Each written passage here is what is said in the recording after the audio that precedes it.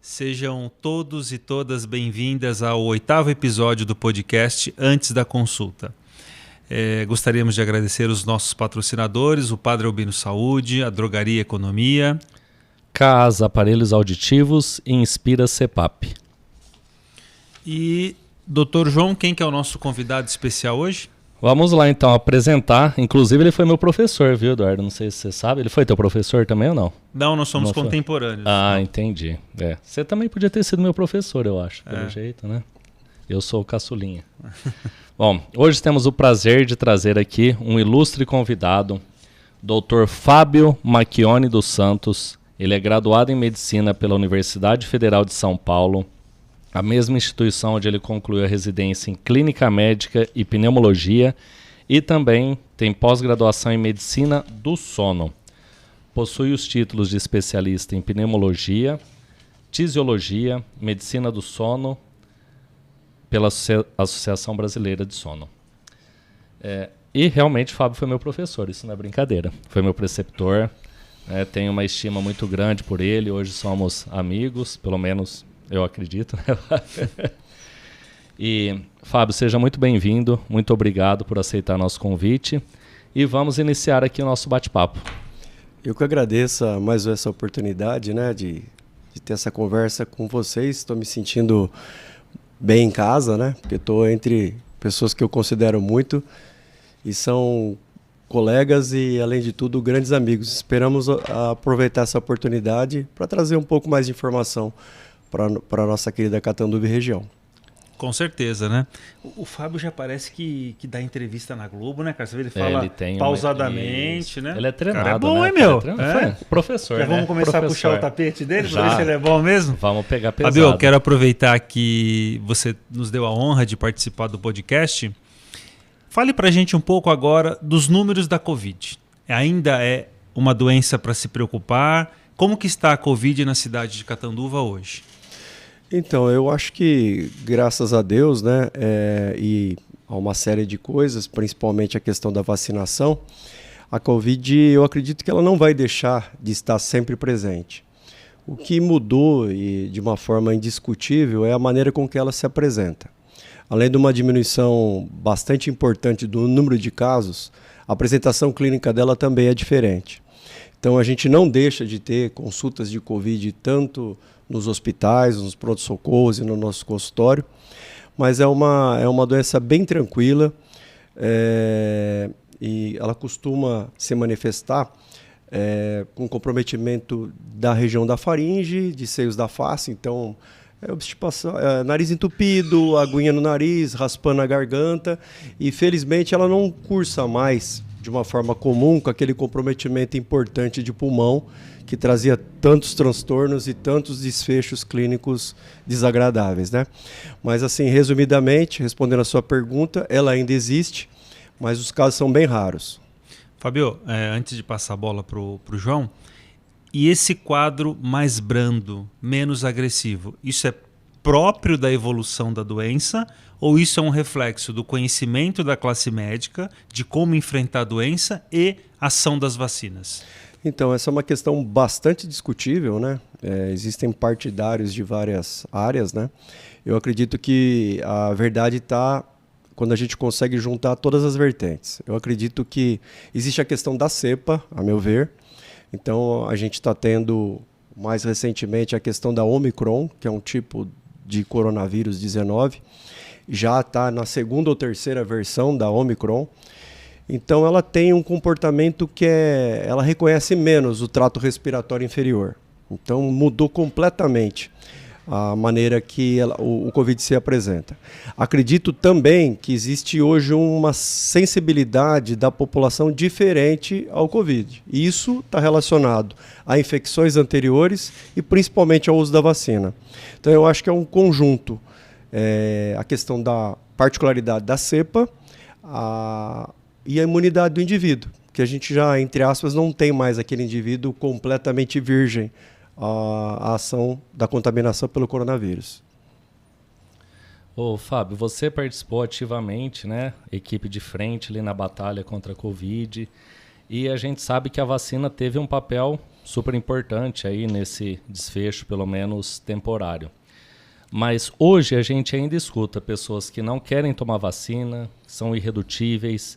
Claro que existe ainda uma briga, talvez ideológica, política relacionada a isso, que uns defendem a vacina, outros não. Mas pelo seu conhecimento, pela sua atuação, vale a pena tomar vacina ainda? Eu já tomei 2 doses, agora não preciso mais tomar, né? Por conta dessas variações, essas novas cepas. Eu quero que você explique isso para elucidar para a população. Eu acho isso muito importante porque as pessoas acreditam que tomou uma vez a vacina, acabou. É isso mesmo? Infelizmente a gente ainda encontra bastante essa resistência, né? Que ela foi se criando, foi se solidificando, foi se concretizando na cultura da população brasileira e infelizmente eu percebo que isso está ficando cada vez mais vigoroso. Eu acho que tem uma questão cultural, não sei se exatamente política, mas existe uma tradição brasileira que está sendo difícil de se cobrir, de se vencer. Eu estou bastante preocupado com essa questão da vacina, né? Principalmente não relacionado especificamente só ao Covid. Se a gente parar para ver, o Brasil está sofrendo ameaças que já tinham ficado na história há muito tempo. Então a gente está tendo recidivas de casos de sarampo em surto, a gente está tendo alguns casos de ameaça de até o poliomielite, doenças que estavam completamente erradicadas, porque a cobertura vacinal do Brasil, que sempre foi um modelo para o mundo, ela está ameaçada, né? Então dificilmente eu não tenho 1 ou 2 casos no consultório que quando aborda o tema vacina, a pessoa te faz uma pergunta no sentido assim que ela quer que você confirme que ela não deveria tomar. Não sei se eu fui bem claro, mas a pessoa falou assim: doutor, e essa vacina, hein? O que você acha? Bom, a minha posição, respondendo a sua pergunta, eu conheci muito bem essa doença. Eu conheci essa doença como médico. A gente, no hospital que eu trabalho aqui em Catanduva, a gente teve 1.500 internações. Dessas, eu acredito que a gente tomou conta diretamente de pelo menos uns 90% desses casos. Eu conheci o que foi essa doença antes da vacina e após a vacina. Eu conheci essa doença como paciente. Eu fiquei internado em ciência respiratória, fui para ventilador em agosto de 2020. Eu passei todo esse pânico que as pessoas passaram. Tudo isso antes da vacina. E também como gestor. A gente ajudou a organizar um sistema no hospital da cidade. Então, essa doença impactou muito a minha vida. Então, falar de um tema tão crítico para mim gera bastante emoção. E eu posso ter certeza que eu tenho a convicção absoluta que se eu tiver que decidir para mim, para minha esposa, para os meus filhos, para os meus amigos, o meu discurso é um só. Toda vez que você for chamado para tomar vacina, você vai me ver que eu vou estar na fila. Bacana. Fábio, e você disse há pouco que pode até ser por questões políticas, mas é um pouco um contrassenso, né? Os nossos filhos nascem, todos nós somos pais, tá lá, olha, tem que fazer o teste do pezinho para ver se não tem tal doença, a gente tem a marquinha aqui no antebraço, né? Todos nós somos de uma geração que acreditávamos na vacina, né? Você citou o exemplo da poliomielite, né? Que deixou sequelas gravíssimas naqueles pacientes que tiveram. E durante a pandemia da Covid-19, por conta talvez da velocidade em que foram desenvolvidos esses medicamentos, mas lembrar também que o mundo inteiro queria o mesmo objetivo, então eram mais laboratórios interessados. O que você associa a essa falta de confiança, essa falta de credibilidade? Eu estava vindo para cá, João, meu carro estava marcando 21 graus, já está ficando fresquinho. Semana passada eu tomei uma vacina para resfriado. Acho que vocês tomaram ou vão tomar. E como que você, na sua prática diária, consegue argumentar a favor quando você se encontra diante de um paciente incrédulo? Não, doutor, eu não quero tomar vacina. Como se comportar?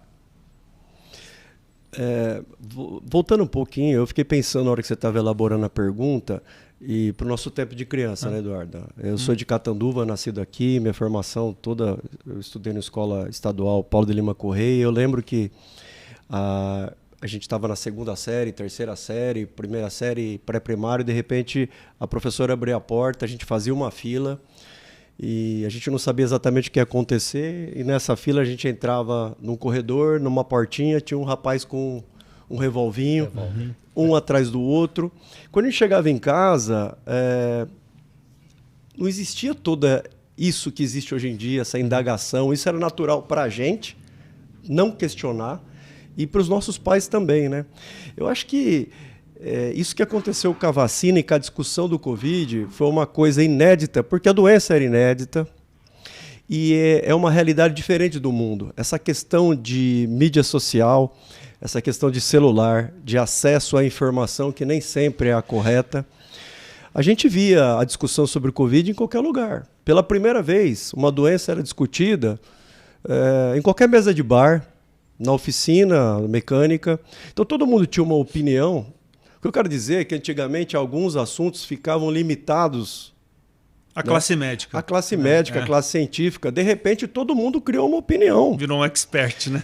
Sem embasamento, né? O que é pior.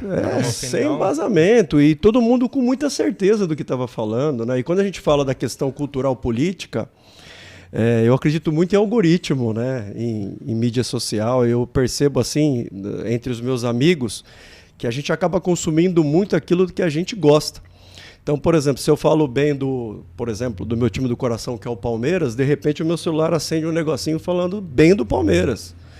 Então, essa questão da vacina, eu percebi que, agora respondendo a sua pergunta, tinha um público que ele não queria exatamente saber a sua opinião, ele já vinha com a resposta. Isso sobre a vacina, sobre o tal do kit Covid, aquilo estava dentro dele. Isolamento social, vou usar máscara ou não, né? Vinha pronto, né? E por muito tempo isso era difícil para mim, porque eu tentava confrontar. Uhum. E o confronto dava errado. Então, assim, eu ficava me pensando, como é que eu posso... E o que eu deixava bem claro é o que eu acabei de falar aqui, o que eu faria para minha família. Então eu sempre falei assim, olha, se aparecer um caso assim, que nem o seu na minha casa, eu vou fazer assim, assim, assim, assim. A minha função, o senhor abriu a porta, o senhor me procurou, o senhor pagou a consulta, eu vou te passar o que eu acredito e o que eu gostaria que você fizesse. Mas isso não é uma prisão, eu não sou um juiz, eu não consigo determinar. Estarei à disposição se o senhor quiser fazer esse tratamento e se o senhor não quiser fazer esse tratamento. Mas eu gostaria muito que você seguisse a minha orientação. É no que eu acredito.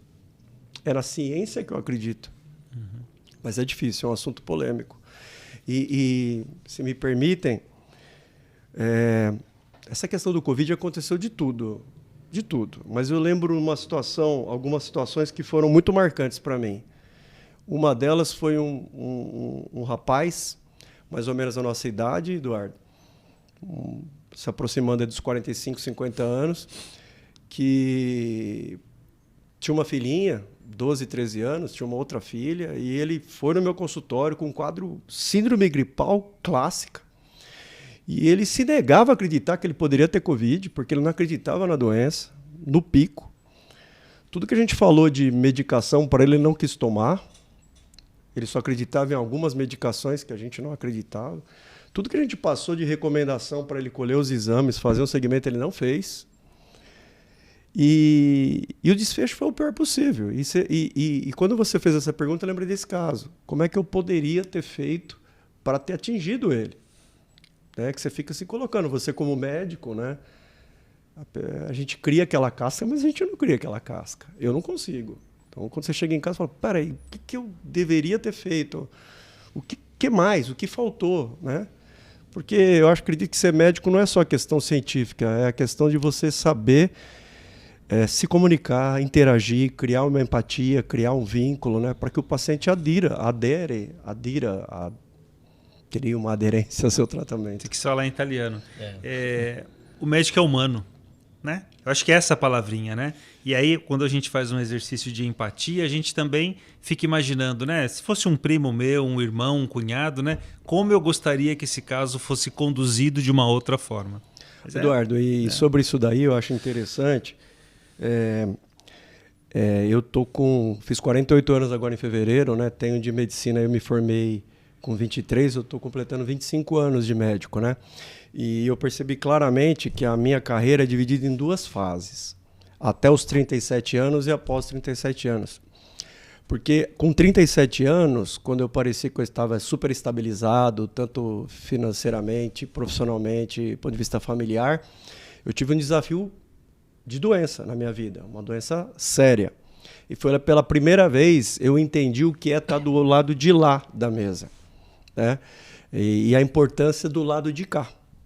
Porque a gente vai atendendo, aquilo vira meio mecânico, né? Mas se a gente se colocar... Por exemplo, quando eu vou no meu médico, o caminho eu vou pensando, e o que será que deu o exame, o que será aquilo, aquela expectativa, né? Do resultado, do desfecho, do prognóstico. Né? Então a gente tem que aprender a se colocar do outro lado. E não é aprender, é nunca se esquecer que quem está ali é um pai, é um filho, é um irmão, é uma pessoa querida, né? Então, eu acho isso fundamental. Que você falou do médico humano, acho que a gente não pode esquecer isso daí. Aquela questão que levou a gente a fazer o xizinho do vestibular, né? Por que eu quero fazer isso? É status? É retorno financeiro? Se for, a medicina hoje em dia não dá mais isso. Escolher a profissão errada. Então, exatamente. Sim. Muda de vida. Então, o que é que me trouxe aqui agora? Né? Eu quero ser médico, hoje é sábado, amanhã é sexta-feira, é feriado para os outros. Eu já sei o que eu vou fazer. Porque tem gente que vai precisar de mim, tem gente que confiou em mim. Então, é uma opção. E você ser médico e você não gostar de cuidar de pessoas, você está perdido, né? Você não vai conseguir chegar a lugar algum. É um mau começo, né? Exato. Ô Fábio, outra coisa. Agora a gente tem passado também, nós tivemos uma alta incidência de casos de influenza. Queria que você falasse um pouco, qual que é a diferença da influenza para a Covid? É igual, é diferente? Quais os sintomas? Tem vacina, não tem? Precisa testar igual a Covid, colocar o swab? Explica pra gente, por favor. É uma pergunta espetacular nos dias de hoje, né? Realmente, a gente tem visto que no finalzinho de fevereiro até agora, a gente está passando por um comprometimento muito grande de o que a gente chama de síndrome gripal. Uma síndrome é um conjunto de sinais e de sintomas. Então, são sintomas que a pessoa refere que são muito semelhantes, mas as causas são variáveis. Então, elas são causadas, as síndromes gripais, por germes, que são os vírus. Tá? Existem uma infinidade de vírus que causam doenças respiratórias e são responsáveis pelas síndromes gripais. Do finalzinho de fevereiro até agora, a gente tem visto que alguns são mais prevalentes. Então, a gente tem, em adultos, a gente tem tido poucos casos de Covid, a gente tem tido muitos casos de influenza, que a gente vai conversar o que é. E na população pediátrica, principalmente na população escolar, a gente tem tido casos de influenza e casos de vírus que são menos comuns, mas também muito importantes, como o adenovírus e o vírus sincicial respiratório. Cada um deles tem a forma de contágio é basicamente sempre a mesma. É a contaminação por via aérea, é o contato de mão, muito semelhante com o Covid. Mas a manifestação e a evolução é muito variável. Especificamente sobre o influenza, a gente tem uma tendência a chamar de gripe um monte de coisa que não é gripe. Então eu vejo muito no consultório o paciente chegar lá assim e falar assim: doutor, estou com uma gripe faz 3 meses. Não existe uma gripe que dura 3 meses. A gripe é uma doença que tem um comprometimento de estado geral muito importante. Eu até brinco, eu falo, parece que você está com dengue, sabe? É febre alta, muita dor no corpo, muita dor de cabeça, muita dor muscular e sintomas respiratórios, dor de garganta, nariz escorrendo, tosse seca. Ela costuma durar entre 3 a 5 dias. E a importância da gripe é que em alguns grupos de pacientes, que a gente chama de grupos de risco, a evolução pode não ser tão benigna. Então é importante que se faça o diagnóstico e é importante que esses grupos de risco sejam identificados, porque ao contrário do Covid, a gripe tem um tratamento específico. A gente tem um remedinho que chama oseltamivir, que é um remédio que é obrigatório a gente utilizar nesses grupos de risco. E quem são esses grupos de riscos? São os extremos de idade, então crianças menores de 2 anos de idade, idosos a partir de 65 anos de idade, todos os portadores de doença, então, por exemplo, os pacientes que têm problema de pulmão, de coração, de fígado, de rim, os neuropatas, as gestantes, um grupo extremamente importante, pacientes portadores de síndromes, né, por exemplo, síndrome de Down. Então, esses pacientes, quando você identifica uma síndrome gripal, identifica o influenza, eles têm que ser tratados com o oseltamivir nas primeiras 48 horas de evolução. O influenza é o bichinho que causa a gripe, tá? É um bicho que está com a humanidade desde que a gente se conhece por gente. E vira e mexe, ele tem uma grande transformação na sua estrutura, que são chamadas cepas. Então, em 2008, se a gente lembrar, teve a gripe suína, um pouquinho depois a gripe aviária. São todas variações de cepa de gripe que vira e mexe, elas trazem um grande problema. Mas recentemente a gente tem falado muito da gripe H1N1. A gripe H1N1 é um tipo de influenza, que é chamada de influenza A, que ele dá uma doença extremamente importante, principalmente nesses grupos de risco. Uma coisa que é extremamente importante, que eu acho importante a gente falar, existem formas muito eficientes de se evitar a gripe e o influenza. A principal delas é a vacinação. Então, todo ano existe uma campanha do Ministério da Saúde que convoca todos os brasileiros para tomarem a vacina da gripe. Quando a gente toma a vacina da gripe, não quer dizer que a gente não vai ter a gripe, porque são inúmeras cepas que não estão cobertas. Mas, com certeza, a evolução de quem tomou a vacina é muito melhor de quem não tomou. Então, aqui vai um chamado aqui para a nossa população querida que sempre, quando começa a campanha de vacinação para gripe, a gente vai até o posto de saúde, a vacina é gratuita, os efeitos colaterais são extremamente irrisórios quando presentes, pequenos, tranquilos, e o benefício é enorme. Você quer perguntar? Pode falar. Fabio, na hora que nós sairmos daqui, hoje é uma quinta-feira, véspera de feriado, se você, por curiosidade, for mudar um caminho da tua casa e passar em frente à UPA, vai estar um formigueiro de pessoas. Eu entendo que com a queda da temperatura, as pessoas acabam tendo mais sintomas respiratórios, né? Aqueles que já são pneumopatas, por conta do tabaco, ou por terem asma, bronquite, acabam tendo o seu quadro exacerbado, né? Ativado. E, como você disse, infância, às vezes o filho pegou na escola, passa para o pai, para a mãe.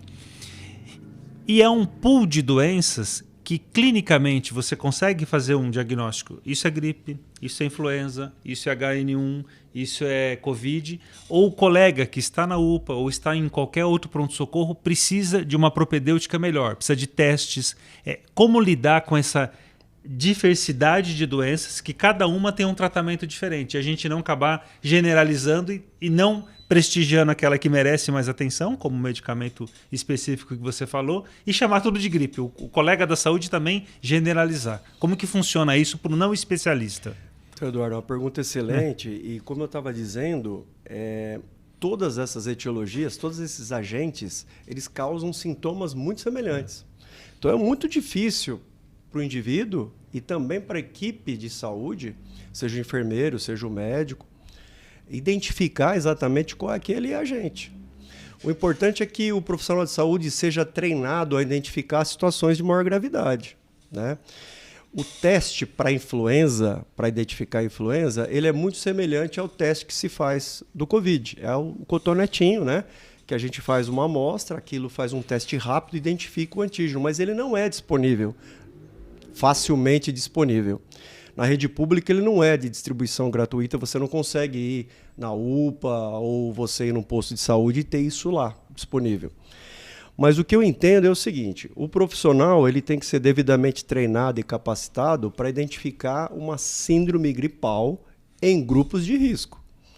Se você identificar um paciente com aquelas características que eu te falei, uma história aguda de 3 dias de evolução, febre alta, dor no corpo, dor de garganta, nariz escorrendo, até que se prove o contrário, numa situação de surto, é influenza. Então, se o paciente for de grupo de risco, a orientação do Ministério da Saúde é tratar como, né? Independente de você conseguir ou não fazer o diagnóstico. Qual que é a importância de se fazer o diagnóstico? Seria a questão da proteção da coletividade. O indivíduo, quando você pensa em influenza, ele tem um afastamento, um isolamento social por 5 dias, que vai evitar dele conseguir propagar, dele continuar propagando essa doença. Mas o próprio profissional que é capacitado para identificar, ele tem que saber que existe uma orientação para o atestado de 5 dias de isolamento. Esse é o afastamento que tem que ser feito. Mas os sintomas se confundem muito, e eu acho que para o gestor público é sempre interessante fazer sempre essa capacitação, esse treinamento. Nunca é demais a gente treinar os profissionais para que aqueles que devem ser tratados sejam tratados devidamente. Agora eu quero que você tire uma dúvida que é muito comum. A gente escuta no consultório, às vezes o paciente fala, olha, eu tinha bronquite quando era criança e agora, depois de adulto, eu só tenho asma. Eu queria que você desmistificasse isso. O que é bronquite, o que é asma, é a mesma coisa, é diferente? Faça essa explanação, por favor. Então, essa explanação, você falou de aluno, né? É uma coisa que eu sempre converso com os alunos lá, porque é uma dúvida que existe no meio leigo, mas que muitos colegas médicos também confundem. Confusão entre o termo bronquite, bronquite alérgica, bronquite asmática, asma, bronquite crônica e enfisema pulmonar, né? São situações completamente diferentes e independentes, né? Asma é uma doença que o indivíduo nasce com. É uma pessoa que tem uma sensibilidade. O que é essa sensibilidade? Ele é uma pessoa que, quando entra em contato com determinado gatilho, o que é o gatilho? Normalmente são partículas que estão no ambiente, que, por exemplo, nós 3 aqui podemos estar respirando essas partículas, mas não somos asmáticos, não temos esse gatilho, então não acontece nada. Mas se o indivíduo asmático estiver aqui, a hora que ele inala determinada substância, isso desencadeia uma resposta inflamatória na via, nos brônquios do paciente. O brônquio é aquele caninho que leva o ar do ambiente até o pulmão, até as partes finais do pulmão. E quando ele inflama, que é uma crise de asma, ele tende-se a fechar. Isso chama broncoconstrição ou broncoespasmo. Então, quando ele fecha, a pessoa tem 3 sintomas. Ele tem a sensação de falta de ar, porque o ar não entra e o ar não sai. Ele tem uma sensação de chiado, ele ouve, parece um assobio, um gatinho, um assobio. E ele tem tosse seca, porque o corpo mesmo que abre esse brônquio, né? Então a tosse não passa. Esse é o asmático. É uma doença que não tem cura, mas tem controle. Então você tem grandes atletas olímpicos que são asmáticos. Por exemplo, o Scherer, aquele nadador, campeão olímpico brasileiro, ele é um asmático, faz o tratamento e tem uma vida fantástica. Então, asma não vira enfisema, asma não vira bronquite crônica, são doenças completamente diferentes. Agora, o que todos nós já tivemos é um quadro de bronquite aguda. O que é bronquite aguda? Também é uma inflamação do brônquio. Então, por exemplo, lembra aquela situação que você tem uma dor de garganta enorme, 2, 3 dias, aí você toma um anti-inflamatório, a dor passa, mas aí você fica tossindo por 15, 20 dias? Aquilo é uma inflamação do seu brônquio, da via respiratória, e você nunca foi asmático e nunca vai ser asmático, né? Então, uma coisa não tem nada a ver com a outra. Existe uma doença que chama bronquite crônica, que a pessoa não nasce com ela, mas ele desenvolve quando for exposto ao principal fator de risco, que é o tabagismo. Então, a pessoa que fuma muito tempo, ela pode desenvolver uma inflamação crônica do brônquio, que causa uma doença que chama bronquite crônica. É uma doença que faz parte de um grupo que chama doença pulmonar obstrutiva crônica, que é uma doença que é um tratamento completamente diferente da asma, da bronquite aguda, a evolução é completamente diferente e você não nasce com ela. Então são termos que se confundem, mas que não têm relação entre si. Eu vou aproveitar o gancho da tua resposta, que você falou um pouco do tabagismo, né? Queria que você fizesse uma leitura de como é o tabagismo hoje, né? Se ele está estabilizado, o número de fumantes, se isso está diminuindo, se em alguma faixa etária percebe-se um aumento ou uma diminuição. E a gente vê muito o cigarro eletrônico. Então eu queria que você fizesse um comparativo. Os dois fazem mal, mas qual faz mais dano à saúde a curto prazo ou a longo prazo? Ou se o efeito deletério é o mesmo? E talvez a sua opinião pessoal, o que seduz o jovem ainda a fumar, sabendo que faz tantos malefícios? Uma excelente pergunta. Bom, então vamos lá por partes, né? O que a gente sabe, por dados estatísticos, existe uma diminuição na porcentagem, uma diminuição progressiva da porcentagem de fumantes na população geral. Isso vem acontecendo desde o final da década de 80. Para a gente ter uma ideia, durante a Segunda Guerra Mundial, algo em torno de 90% dos indivíduos adultos, principalmente sexo masculino, eram fumantes. Uma coisa absurda. E era estimulado isso daí, né? Então, os grandes atores de Hollywood, todos fumavam. Venha para o mundo de Marlboro, lembra? Exatamente, né? E aí o que aconteceu? Isso começou, essa cultura do cigarro trazer um status, ser bonito, né? A Marilyn Monroe, todo mundo fumando, né?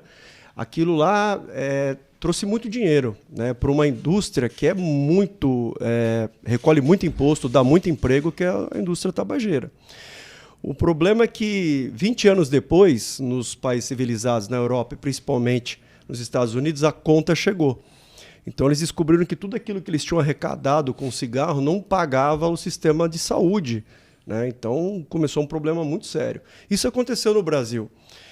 Vocês lembrarem lá, uma vez o Senna veio correr, o carro dele tinha Marlboro na McLaren, né? E aquilo teve que ser tirado porque começou a campanha no Brasil. Essa conta não fecha, essa conta é impossível. Um paciente pulmonar crônico, ele custa uma enormidade para o Sistema Único de Saúde. Então, não existe um motivo claro para se ser fumante hoje em dia, porque o que não falta é informação. O que não falta é informação. E informação correta, né? Então, para se ter uma ideia, eu sempre brinco no consultório com aqueles pacientes, eu falo, já inventaram a bomba atômica, o submarino nuclear, a metralhadora, mas igual ao cigarro, não existe, né? Quando a gente fala em cigarro, a gente pensa em pulmão, mas é a principal causa evitável de doença coronariana, como infarto, angina. Quem fuma tem mais doença cancerígena de bexiga, de pâncreas, de trato digestivo alto, de boca, de faringe, de esôfago, né? A mulher que se preocupa tanto com estética, os homens hoje em dia, o envelhecimento da pele, a fraqueza do cabelo, é tudo mais incidente no tabagismo, né? Então, o que não falta é motivo para fumar, né? Para não fumar. Que eu estava dizendo, apesar de percentualmente o número estar declinando, como a população cresceu, o número de tabagistas continua enorme na população. Hoje se acredita que eu estava dizendo para você, na década de 80, em torno de 33%. Esse número, no começo dos anos 2000, era algo em torno de 20% da população brasileira adulta fumava. E hoje nós estamos tendo um retorno às origens da fase pré-histórica, né? Eu acho que a indústria do tabaco, ela entendeu o que são os jovens hoje em dia e criaram uma solução para o final do tabagismo que não tem o menor cabimento, que é o cigarro eletrônico. Ele foi desenvolvido principalmente na Inglaterra com uma história que você seria capaz de diminuir a nicotina lá dentro e ir desmamando o paciente da dependência. Mas ele trouxe um monte de problema. Isso aí já se provou que é inviável. O cigarro eletrônico ele não causa diminuição do tabagismo e hoje em dia ele é uma ferramenta para desenvolver novos tabagistas, porque ele traz muita coisa dentro dele. A primeira coisa é a essência. Ele é gostoso, então tem a essência de tudo que vocês puderem imaginar, ele é cheiroso, né? E tem um amigo meu que é fumante, ele falou, cara, se você acende um cigarro e você tem um compromisso, você tem que terminar aquilo, porque você não quer jogar fora. Então, o cigarro eletrônico não, o cara dá abre o negócio, pronto, resolveu, né? Então, ele dá o que você quer, na hora que você quer, na quantidade que você quer. E o que a gente tem visto hoje em dia é que ele se tornou culturalmente um sinal de status, novamente, né? Então, eu quando saio à noite, eu vejo a pessoa tem um certo prazer em demonstrar aquela fumaça, né? E o que você falou de toxicidade, né, tem tudo a ver também com a quantidade. Existe uma doença relacionada ao cigarro eletrônico, é um quadro que eu vi em Catanduva há um mês atrás, o primeiro caso, paciente jovem, sexo feminino, usa cigarro eletrônico e trocou a marca, trocou a essência, foi parar na UTI, insuficiência respiratória, ventilação não invasiva, quase foi para o tubo. É uma doença que já estava sendo descrita no mundo todo. É uma sensibilidade da pessoa a algum componente da forma. A evolução é aguda e fulminante. Tá? E só para deixar bem claro, o cigarro eletrônico é proibido o seu comércio a sua venda em todo o território nacional. Então, quando você compra, você é um receptador. Quando você vende, você é um traficante. Porque existe legislação, ele é proibido em território nacional. Pensando no tabagismo e traçando já um paralelo aqui com o etilismo, que tem muito paciente que fala, o senhor bebe? Não, eu bebo socialmente. E eu já ouvi, não o termo de fumar socialmente, mas a gente tem muito paciente que, eu só fumo quando eu bebo no fim de semana, ou eu fumo só um cigarrinho por dia. Como que é isso? Vai fazer mal do mesmo jeito?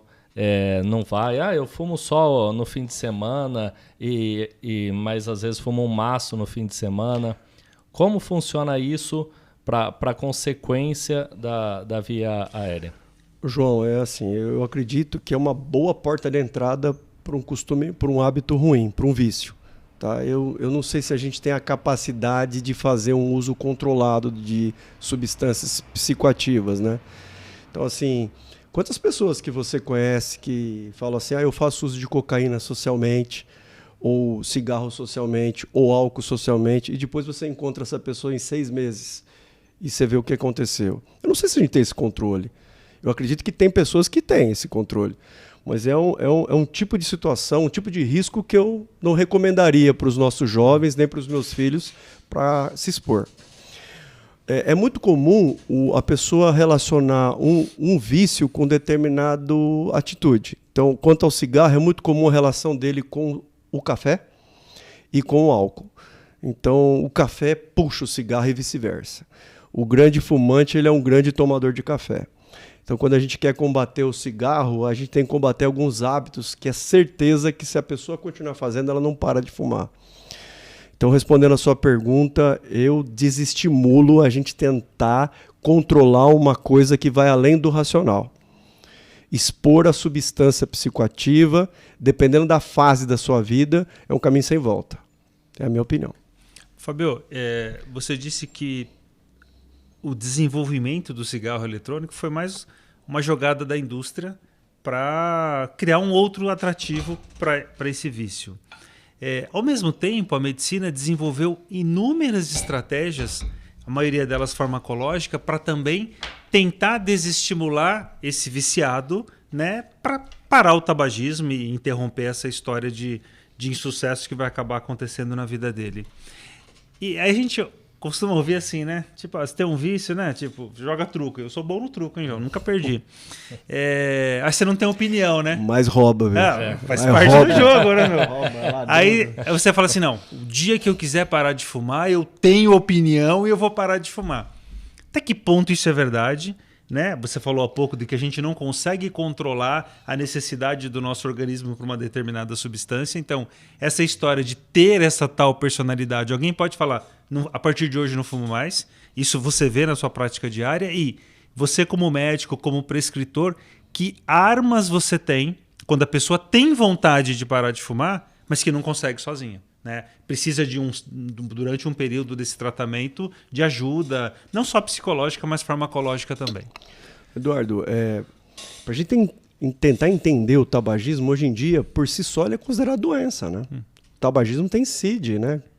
O tabagismo, não que ele causa a doença, o hábito de você fumar, ele já te inclui como uma pessoa doente.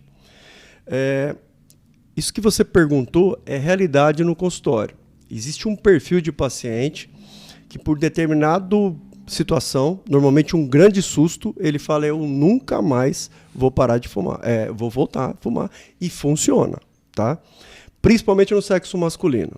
Isso a gente vê que é mais comum no homem. O cara fumou a vida inteira, de repente ele teve um infarto, sentiu aquela dor insuportável, aquele susto, aquela sensação que vai morrer mesmo, que não está mais no controle da situação. E graças a Deus ele conseguiu sair. Eu já vi muito paciente parar de fumar. Né? Então, grandes sustos no sexo masculino, eu já vi que dá certo. Por que eu falo sexo masculino? Porque existe um perfil, principalmente de mulher, normalmente relacionado com transtorno emocional, ansiedade ou depressão, que eu já vi tomar todos os sustos do mundo e não consegue parar de fumar. Então, existe o perfil de pessoas que param sozinha, a força de vontade. Tem um colega médico que ele é pneumologista também, ele usa um termo para os pacientes que faz sentido, mas tem que tomar cuidado, que tem paciente que fica bravo, porque ele chama que o melhor remédio para parar de fumar chama VNC. Vergonha na cara. Vergonha na cara. E ele fala isso e você percebe que, né? O que ele quer dizer isso daí? Ele quer dizer não é que a pessoa é sem vergonha, mas que exige muita determinação. É muito difícil parar de fumar. É muito difícil parar de fumar. O cigarro, ele diminui energias, sensações ruins que a gente tem. Angústia, ansiedade, depressão. E ele traz uma recompensa de algumas substâncias que a gente libera que dão prazer. Né? E aí eu uso uma analogia no consultório, que eu falo assim, porque às vezes o paciente vai lá no consultório com 30 anos, Eduardo, e o cara já está mostrando que vai dar problema. Ele começa a ter chiado, ele começa a ter tosse. Ele tem a genética para desenvolver o problema, você reconhece. E aí você fala para ele com 30 anos, fala com ele com 40 anos, fala com ele com 50 anos, acontece. Então eu falo assim, que é a mesma coisa que você vai no melhor restaurante de Catanduva, e você vai lá, passa essa picanha aí, passa esse bife aí, passa essa sobremesa. Só prazer, só prazer. Ali você não está sofrendo, não tem ansiedade, não tem angústia, tem depressão, e tem prazer. Aí você levanta da mesa, é hora de ir embora. E a hora que você levanta da mesa, você está saindo, o cara vai bater nas tuas coisas e fala, meu, a conta. Então vai pagar a conta, né? Então, é importante essa consciência, vai chegar essa conta, né? Vai chegar essa conta. E é tão ruim pra gente, quando o paciente chega e ele fala assim, até arrepia, Eduardo, o paciente chega assim com uma tomografia, assim, fala, eu fui no doutor Eduardo, ele pediu pra mim vir aqui. Fuma 40 anos e apareceu esse negocinho, o que eu faço agora? O senhor se prepara para uma jornada agora. Não tem mais nada, né? É difícil demais. Então nós temos, além da VNC, da determinação do paciente, temos inúmeras armas farmacológicas, estratégias para parar o tabagismo, que vão desde a reposição de nicotina, ou por chiclete, ou por adesivo. Então, qual que é a ideia? A pessoa não fuma porque ela gosta da fumaça, ela precisa da substância. Então, a gente vai repondo e retirando aos poucos e transformando o paciente cada vez menos dependente daquela substância. E também existem medicações orais que elas agem no cérebro da pessoa, justamente nesses centros que liberam a recompensa, que diminuem a tensão, a ansiedade, a angústia, facilitando o parar de fumar, que, repito, não é fácil. Não é falta de vergonha na cara, é uma doença e é muito difícil parar de fumar. Dizem que só é inferior ao crack, né? É inclusive mais difícil que a cocaína. E, Fábio, esse tipo de tratamento encontra-se no Sistema Único de Saúde? Isso é gratuito ou o paciente determinado que quer buscar ajuda para parar de fumar precisa pagar? Então, isso está muito relacionado com o sistema de saúde municipal. Por muito tempo aqui em Catanduva existia um grupo, que era um grupo coordenado por um pneumologista, que era uma equipe multiprofissional, com psicólogo junto. Então, os pacientes eram encaminhados das unidades de saúde, as unidades de saúde de família, para esse grupo. Nesse grupo, eles faziam uma atividade com a psicóloga, com o médico, e eles tinham acesso às medicações específicas, tanto por via oral, as farmacológicas, como reposição de nicotina. Os resultados eram muito bons. No momento, eu não sei se esse grupo está em atividade. Mas, como eu estava dizendo, isso não vem do Ministério da Saúde. Seria uma recomendação mesmo de cada secretaria local, municipal de saúde. Isso é um problema de saúde pública, né? Deveria, se não estiver funcionando, deveria funcionar. Ser reativado, né? E, Fábio, outra coisa, uma doença pulmonar que é muito antiga e muito conhecida e que muita gente acha que não existe mais, que é a tuberculose. Nós temos tuberculose ainda. Qual é mais ou menos a taxa de incidência? Você tem esses dados para passar para a gente? A tuberculose, ela nunca deixou de existir e eu acho que vai ser mais fácil de se livrar do Covid que da tuberculose, né? É um bichinho que se adaptou ao ser humano e, à medida que o tempo passa, ele vai ficando cada vez mais resistente às nossas armas contra ele, que é a chamada tuberculose multiresistente. A tuberculose existe sim. A tuberculose, ela no estado de São Paulo, ela costuma abranger numa incidência em torno de 60 casos para cada 100 mil habitantes. Casos novos, ano, incidência. Então é bastante. Então Catanduva tem ambulatório específico de tuberculose. Os pacientes, todo o tratamento é feito pelo SUS, é um tratamento que funciona, tanto do ponto de vista de cobertura de médico, de exames complementares, de tratamento, é um tratamento que funciona, só que ele tem problemas, né? É um tratamento que o paciente tem que usar a medicação por pelo menos 6 meses. E o paciente sofre uma grande melhora clínica depois de 15 dias de tratamento. Infelizmente, os pacientes, alguns, acabam abandonando porque acham que melhorou. É aí que cria grande resistência e grande problema para esse paciente e para todos os demais, né? Então a tuberculose existe, a tuberculose é uma doença extremamente importante. Felizmente, ela é os índices de cura são enormes hoje em dia, as nossas ferramentas de tratamento são muito eficientes. E a tuberculose pode comprometer qualquer órgão, né? O pulmão, a pele, os olhos, o sistema digestivo, o sistema urinário, o sistema nervoso central. Então, os médicos têm que ser também bastante capacitados para conseguir fazer o diagnóstico. A gente tem que sempre pensar em tuberculose quando o indivíduo apresenta tosse, normalmente com secreção, num período de pelo menos 20 dias. Então, é obrigatória a pesquisa de tuberculose se você tem secreção por mais de 3 semanas, principalmente quando vem associado com perda de peso e com uma febrícula que costuma aparecer no final do dia. Excelente. Fica então a dica para o pessoal que acha que a tuberculose está terminando. Não, ela está aí com a gente. Fábio, com a mudança de temperatura, nós já estamos no outono, é natural esperar que o asmático vai ter mais crises, o tabagista pesado vai começar a ter mais infecções, uma pneumonia, a tuberculose também vai ficar mais prevalente. Como que funciona isso? Isso só acontece no inverno? Estou te perguntando porque todo mundo só pensa de câncer de mama no outubro rosa, né? Aí tem mais 11 meses de câncer de mama. Então, no teu dia a dia, o teu consultório fica mais inflado só no inverno? Que tipo de cuidado eu tenho que ficar atento? Tanto para a classe das criancinhas ou para os mais idosos, que você classificou como os extremos de preocupação. Como que a gente lidar com esse problema causado por conta da mudança de temperatura? Então, Eduardo, com certeza as doenças respiratórias elas são muito sazonais. Sazonais é quando elas aumentam o seu aparecimento, as suas crises em determinada fase do ano. Então, ao contrário do que as pessoas pensam, não é o frio o grande inimigo da via respiratória, é o seco. Então, na nossa região, no estado de São Paulo, nessa região de Catanduva, ela tem uma característica, que nos meses entre abril e setembro, a temperatura cai e para de chover. Além disso, existe toda uma situação agropecuária em volta, então tem muita partícula, e tudo isso aumenta a agressão no nosso sistema respiratório. Essa agressão vai provocar aquela inflamação que a gente conversou, então todo o sintoma respiratório vai ser mais comum nessa época. Além disso, além da questão ambiental e a questão relacionada ao tempo, durante o frio a gente tende a ficar em ambientes mais fechados, menos ventilados, mais gente em espaços mais reduzidos, que é tudo o que os vírus respiratórios, por exemplo, precisam para se alastrar. Então, respondendo a sua pergunta, como a gente pode se prevenir? Sempre manter os locais que a gente frequenta, as crianças nas escolas, sempre muito bem ventilados, iluminados, né, janelas abertas, portas abertas.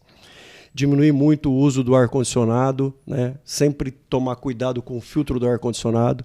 Sempre procurar o Sistema Único de Saúde ou o Sistema Privado de Saúde para fazer as campanhas de vacinação. Hoje nós temos vacina contra a grande maioria dos vírus respiratórios, das bactérias.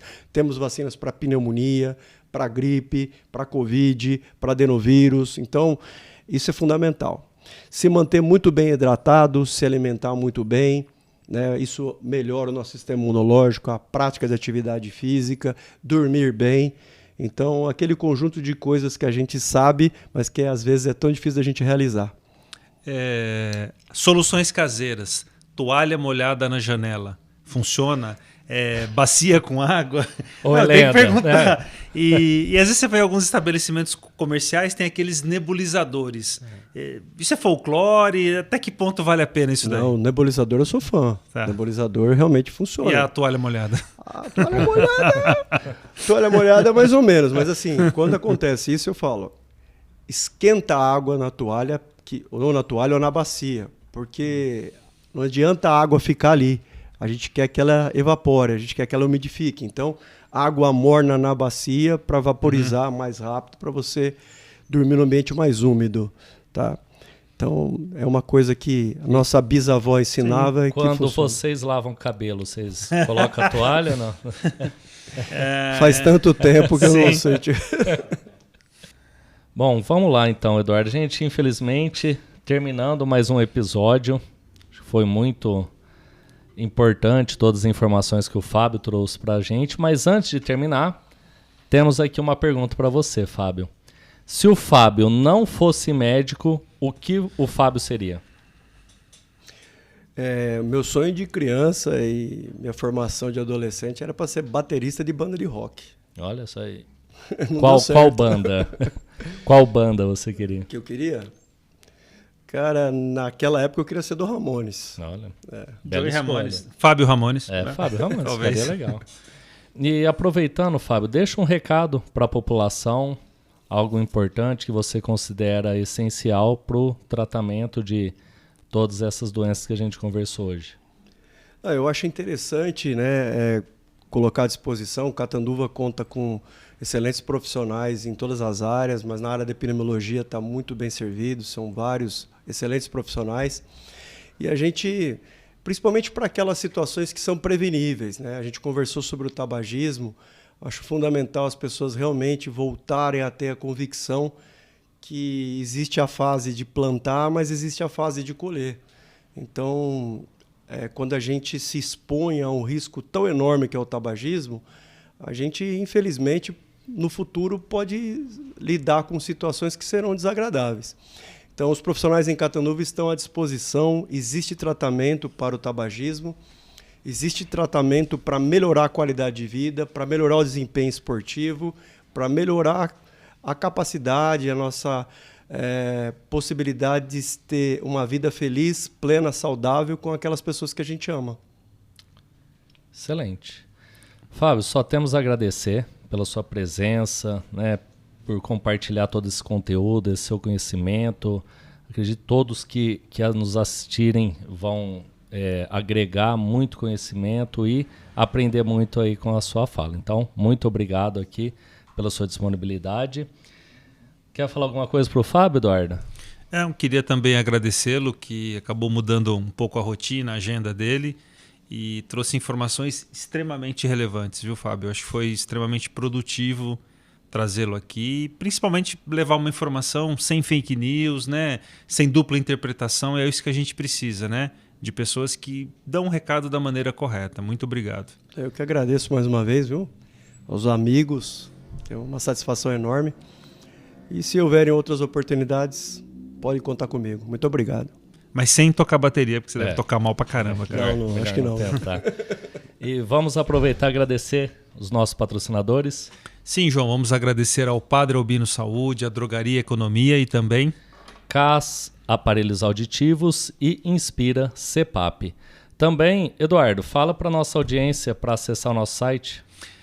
Aqueles que quiserem rever essa entrevista e as outras que também já estão disponíveis no site www.antesdaconsulta.com. Lá você tem acesso aos canais no YouTube, Instagram, Spotify e Facebook. Então é isso, pessoal. Muito obrigado, Fábio. Obrigado, Eduardo, pela companhia mais uma vez. E até o próximo episódio. Um abraço. Tchau, tchau.